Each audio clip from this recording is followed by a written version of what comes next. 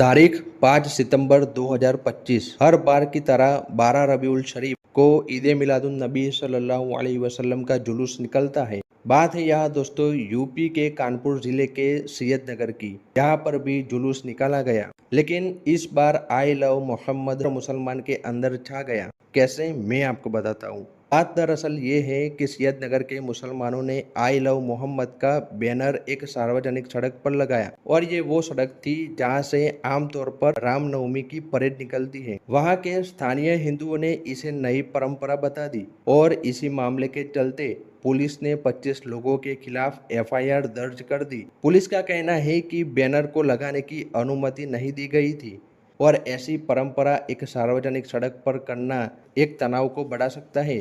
हकीकत यह है कि मुसलमान सिर्फ अपने नबी सल्लल्लाहु अलैहि वसल्लम से मोहब्बत के इजहार के लिए ये सारी चीज़ें करते हैं, ना कि किसी